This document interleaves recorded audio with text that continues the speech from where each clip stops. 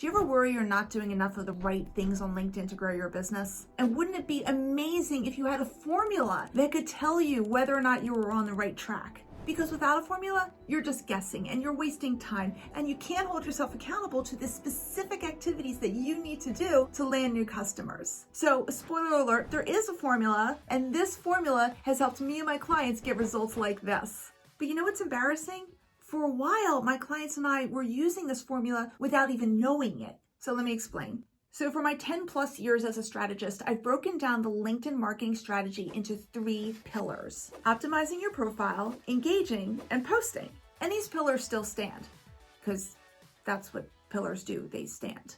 Now, when you're implementing this strategy, you always start with your profile, because when you engage, people will be checking your profile. When you post, people will be checking your profile. So in your profile, you better present yourself well and have a good sales and marketing message there. And if you're a regular to my channel, you know I've talked about this till I'm blue in the face. Now, once you've optimized your profile, then you can move on to engaging and posting and do them on an ongoing basis. And I'll explain soon what engagement really is, because a lot of people assume it's just one thing when really it's a bunch of activities. But anyway, my clients and I have used this pillar system for the longest time, and we've had very positive results. But one day it hit me. There was probably an even better way to work these pillars. I'd love to say that the thought came to me because an apple fell on my head, or an angel descended from the heavens.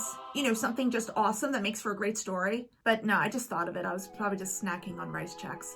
Anyway, here's my thinking. If LinkedIn is one big networking event where people get to know and like and trust you, so eventually they feel comfortable doing business with you, and if networking is all about conversations, shouldn't the LinkedIn strategy have way more conversations? In other words, this pillar should be way bigger than this pillar. Of course, I wanted to test this on myself first, like any responsible strategist. So I started posting a little less and engaging way more. And I didn't have a formula for how much less posting or how much more engaging, at least not yet. But I did set daily and weekly goals. So let's start with my daily goals, Monday through Friday. First, I have to respond to everyone's comments on my posts and thank people who reposted. And a lot of people stop the engagement right there, but there's so much more you can do. Next, I write at least 3 comments on other people's posts. In other words, on posts from people in my network, so I can nurture those relationships. And they have to be meaningful comments, not a comment that's just like, "Great post, Bob," or a comment that just repeats what Bob just said in different words, because that just creates noise for everyone and Bob.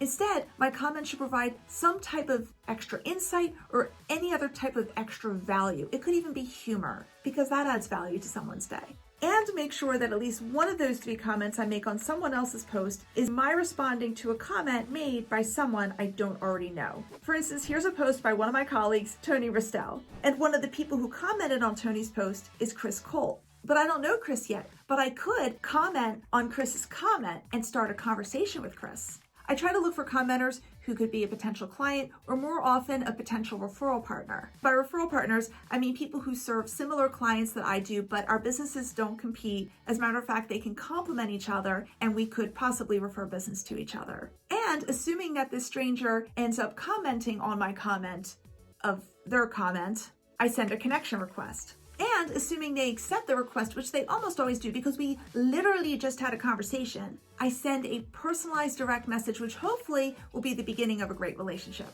And when I can, I make the direct message an audio message, so it's like even more personalized. And I have a weekly goal. I DM someone that I've been having really good conversations with on LinkedIn and invite them to do a Zoom call as kind of like a networking one-on-one. I typically do this with potential referral partners instead of potential clients, because with a potential referral partner, it's so much easier to book a Zoom call when the other person knows you're not trying to sell to them. Now, these are the bare minimums. And yes, I am still posting, but I have to tell you, when I have extra time, that extra time goes into engagement, not posting. So after 1 full year of doing this, what were my results? Even though 2024 was a really tough year for marketers, and lots of people on LinkedIn were reporting way lower impressions and lower engagement, all my numbers shot up, like I showed you before. Even my income rose 20%, and the only change I made was to post less and engage more. But believe me, I didn't wait like a full year of engagement turbocharge before I started telling my clients about this and building strategies around it. And you know what happened when my clients started engaging more? Not only was LinkedIn more productive, it was more fun. But I still had a challenge figuring out how much engagement my clients should do while they still fit in some posting. Because what works for me isn't necessarily going to work for someone else. Everyone has different schedules and bandwidths. So I did my best to custom create activity goals for each client, but a formula would have made things a whole lot easier. And then just a couple months ago, the formula finally came to me in the form of an angel dropping an apple on my head, if you don't mind mixed metaphors. And if you can assume that the red apple is a LinkedIn comment and the angel is Americo DaCosta, who's in my LinkedIn network. So imagine Americo and I are having a commenting conversation about LinkedIn engagement. And Americo asks me, what's your comments to post ratio? Ratio? I think in terms of daily goals, not ratios. So I don't know what I answered to him, probably something stupid like, rice checks. And then Americo says, you can see it on your weekly sharing tracker. I pause. And then I freak out. What weekly sharing tracker? I'm a LinkedIn strategist, for goodness sake. I've done highly detailed videos on analytics. I have been paid to speak at conferences about LinkedIn analytics. I have been hired by hundreds of organizations up through multinational corporations. And yet, no idea what he's talking about with a weekly sharing tracker. The good news is Americo doesn't know I'm freaking out. Well, now he will when he watches this video.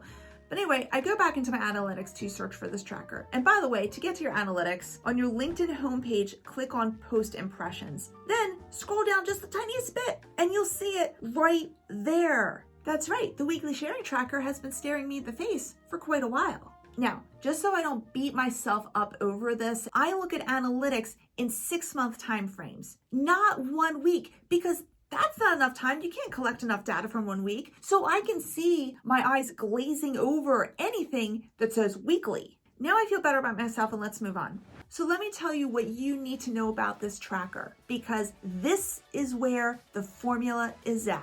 You'll see it tracks 3 things each week. How many times you've posted, this includes reposts. How many times you've made comments on posts. This includes comments you make on other people's posts, as well as the comments you make on other people's comments on your posts.